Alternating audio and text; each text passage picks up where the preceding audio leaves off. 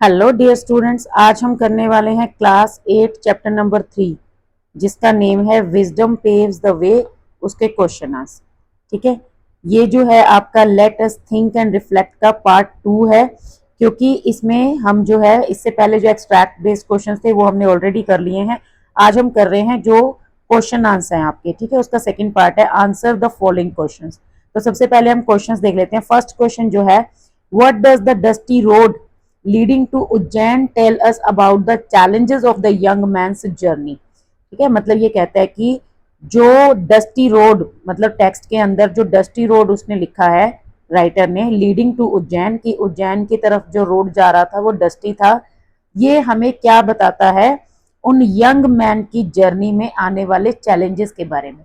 ठीक है, कहने का मतलब ये है कि वो जो चारों आदमी जो अपनी जर्नी पे निकले थे उज्जैन में काम ढूंढने के लिए, तो उनके रास्ते में क्या क्या चैलेंजेस आने वाली हैं, ये जो है पोएट जो है, मतलब जो राइटर है, उसने डस्टी रोड की हेल्प से कैसे बताया है।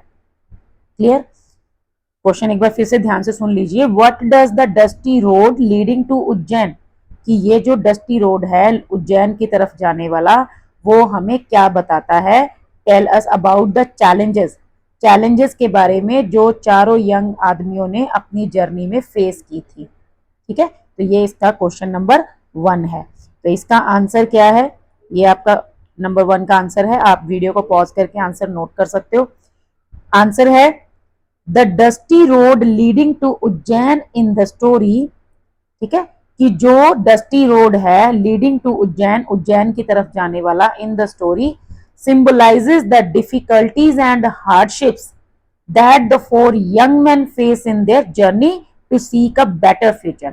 तो वो किस चीज को सिंबलाइज करते हैं, उन डिफिकल्टीज एंड हार्डशिप्स को जो वो चारों यंग मैन फेस कर रहे थे अपनी जर्नी में, अपने बेटर फ्यूचर के लिए।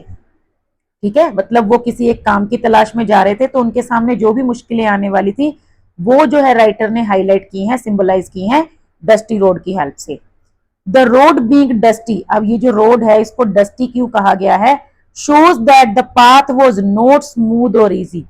इससे ये पता चलता है कि उनके सामने जो रास्ता था जिंदगी का लगा लो या वैसे भी, वो इजी नहीं था, स्मूथ नहीं था। इट सजेस्ट, अब ये क्या सजेस्ट करता है, heat, discomfort and fatigue and the effort required to walk long distances under harsh conditions. ठीक है, मतलब ये सजेस्ट करता है गर्मी, क्योंकि दोपहर का टाइम था, डिस्कम्फर्ट, उससे जो डिस्कम्फर्ट होने वाला था, फटीग जो उनको थकान होने वाली थी, और जो एफर्ट, जो इतने लंबे डिस्टेंस में चलने के लिए उनको एफर्ट्स करने पड़ रहे थे और इतनी हार्श कंडीशंस में। This reflects the challenges, risk and struggle faced by the young man. मतलब इससे हमें इनडायरेक्टली क्या समझाया जा रहा है कि उनके रास्ते में बहुत सारे चैलेंजेस थे, रिस्क थे और उनको काफी स्ट्रगल करना पड़ रहा था। ये जो चीज है डस्टी रोड की तरफ की हेल्प से दिखाई गई है। मतलब वो घर से निकले जरूर थे काम की तलाश में, अब रास्ते में उन्हें क्या क्या प्रॉब्लम्स आने वाली हैं, किस तरह से उनको एक काम मिलेगा, कैसे वो किंग से मिलेंगे, कैसे वो वहां पर अपनी विजडम को प्रूव करेंगे, ये सभी चैलेंजेस थे उनके सामने, उनका स्ट्रगल था। तो यही राइटर ने है जो हाईलाइट किया है with the help of dusty road. ठीक है, सेकेंड क्वेश्चन है, why did the merchant become suspicious of the foreman, कि जो मर्चेंट था, व्यापारी था, उसको चारों आदमियों पे शक क्यों हुआ। What does this tell about him, इससे हमें मर्चेंट के बारे में क्या पता चलता है, मतलब जो उसने उसके उनके ऊपर शक किया था, इसकी हेल्प से हम उस व्यापारी के बारे में क्या कह सकते हैं। सो पहला इसका आंसर है, the merchant became suspicious of the four man because they described his lost camel in great detail. ठीक है, मतलब उसको इसलिए शक हुआ था कि चारों आदमियों ने उसके ऊंट की बहुत डिटेल्स बताई थी, कि वेदर इट वाज ब्लाइंड और लेम, कि वो लंगड़ा है, अंधा है, the short tail and the upset stomach, कि उसकी पूंछ छोटी है और उसका पेट में भी पेन है उसके। तो ये सब कुछ इतनी डिटेल्स में बताया था, और even though they claim that they had never seen it, और फिर साथ में उन्होंने ये बोल दिया कि हमने तो आपके ऊंट को देखा ही नहीं है। So this made him think that they must have stolen it. ठीक है, इससे उसको लगा कि उन्होंने उसको चुराया है, as he could not understand how they knew so much without having seen it, क्योंकि उसको ये बात समझ ही नहीं आ रही थी कि वो इतना कैसे जान सकते हैं उस ऊंट के बारे में, कैमल के बारे में, अगर उन्होंने उसको देखा ही नहीं है तो। अब यहां से हमें मर्चेंट के बारे में क्या पता चलता है? This shows that the merchant was logical. एक तो उसने लॉजिक लगाया कि जब इन्होंने देखा ही नहीं है तो इतनी डिटेल में कैसे बता रहे हैं। अलर्ट है, दिमाग लगा रहा है अपना। शार्प है एंड कॉशियस है, ठीक है, मतलब उसको समझ आ रही है कि ये पक्का मेरे साथ कोई चीटिंग हो रही है। बट ऑल्सो, लेकिन हमें जब रियलिटी पता है तो हम क्या कह सकते हैं? But also quick to jump to conclusion. लेकिन वो ना अच्छे से चेक नहीं करता है, बस सीधा रिजल्ट पे आ जाता है कि बस उनको ब्लेम कर देता है कि तुमने ही चोरी किया है। Not realising their wisdom and intelligence at first, मतलब वो उनसे रीजन नहीं पूछता कि तुम कैसे बता सकते हो, जैसे जैसे किंग ने पूछा है ना। अब किंग ने किसी और तरह से रिएक्ट किया, लेकिन मर्चेंट ने किसी और वे में रिएक्ट किया, तो वो उनकी इंटेलिजेंस और विजडम को रियलाइज नहीं कर पाता। He lacked understanding of the power of wisdom and deduction, मतलब उसको खुद को विजडम और इसकी जो डिडक्शन की वैल्यू है वही नहीं पता। क्वेश्चन नंबर 3 है, how do the 4 young man observation about the camel serve as a turning point in the play, मतलब जो उन्होंने कैमल के बारे में ऑब्जर्व किया था इतनी डिटेल में, ये जो है स्टोरी में एक टर्निंग पॉइंट कैसे बन गया? अब ऑब्वियस सी बात है, टर्निंग पॉइंट तो बन ही गया, क्योंकि उसके बाद उनको जॉब मिल गई।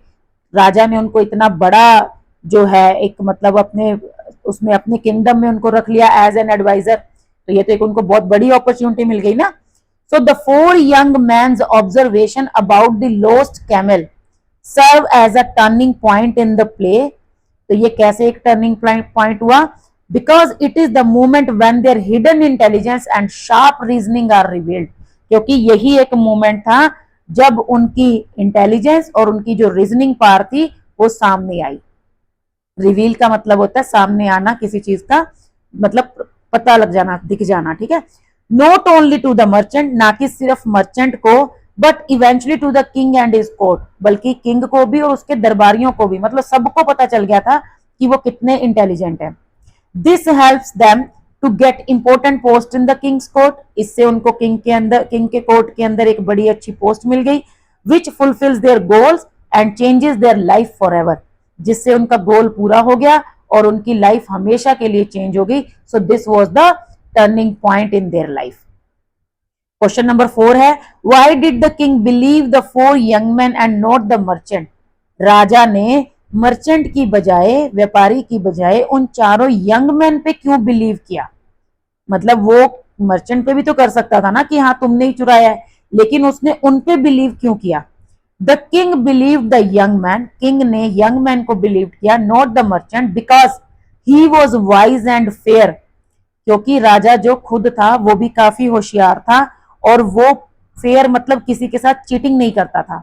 And he recognise the logic and reasoning, उसको भी समझ आ गया था जो उन्होंने लॉजिक एंड रीजनिंग यूज किया था behind the young man's explanation, मतलब अगर वो झूठ बोलते तो उनका झूठ पकड़ा जाता, लेकिन उन्होंने जो जो तर्क दिए थे, जो रीजनिंग दी थी, जो रीजंस बताए थे, वो बिल्कुल एकदम एक्यूरेट थे। तो ये चीज राजा को समझ आ गई थी। द किंग अंडरस्टूड दैट, अब किंग को ये समझ आ गया था, such detailed knowledge could only come from careful thinking not from guilt, उसको समझ आ गया था कि इतनी जो डिटेल्ड नॉलेज है वो सिर्फ वही पर्सन कर सकता है जो ध्यान से सोचता है, चीजों को ध्यान से ऑब्जर्व करता है, ना कि वो जिसको कोई मतलब ऐसे लग रहा हो कि मैंने चोरी कर ली, अब मैं अपनी चोरी को छुपाने के लिए झूठ बोल दूं। ही एडमायर्ड देयर विजडम, अब उन्होंने उनकी विजडम और ऑनेस्टी को एडमायर किया। ही बिलीव द यंग मैन, उसने जो है यंग मैन मतलब यंग आदमियों पर ही विश्वास किया, उन चारों पर ही, because their observations were logical and truthful, क्योंकि उनकी जो ऑब्जर्वेशन थी वो लॉजिकल थी, ट्रुथफुल थी। There was no proof of wrongdoing, और उनका चोरी करने का कोई भी प्रूफ नहीं मिला था। This shows the king's wisdom, fairness and ability to recognise true talent, इससे हमें पता चलता है कि जो किंग है वो खुद भी वाइज था, फेयर था एंड उसके अंदर एबिलिटी थी सच्चे टैलेंट को पहचानने की। ठीक है, तो ये था हमारा क्वेश्चन नंबर 4। अब हम चल रहे हैं नेक्स्ट क्वेश्चन नंबर 5 पे।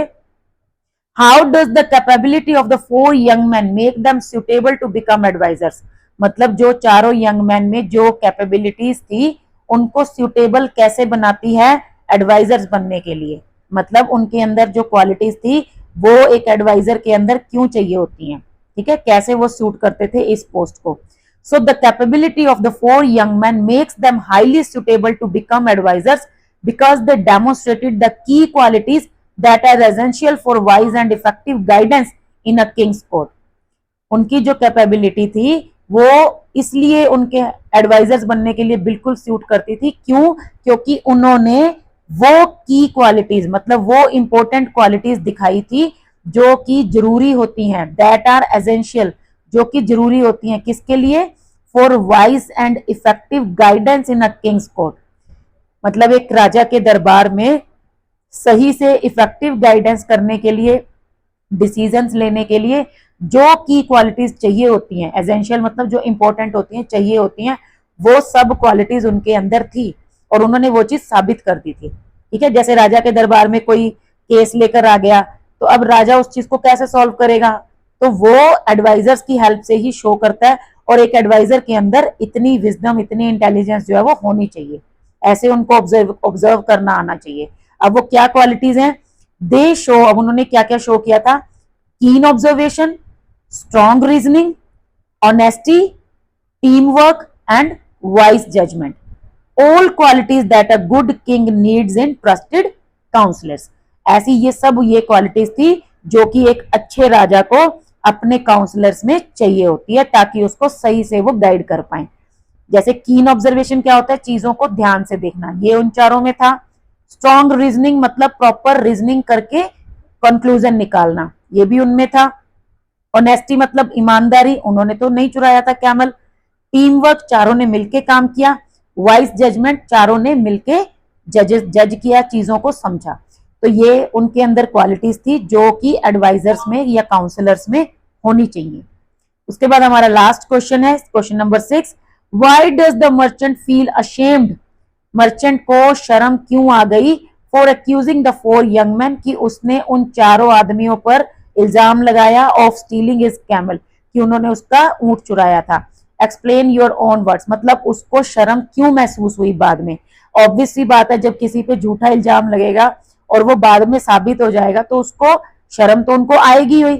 ठीक है, तो जो the merchant feels ashamed, merchant को शर्म आई, क्यों? For accusing the for young man of stealing his camel, क्योंकि उसने उनके ऊपर इल्जाम लगाया था कि उन्होंने उसका ऊंट चुराया है। Because he realises that he had misjudged them, क्योंकि उसको ये रियलाइज हो गया था कि उसने उनको गलत जज किया है। अनफेयरली मतलब ये जो कि बिल्कुल उनके खिलाफ था, सही नहीं था।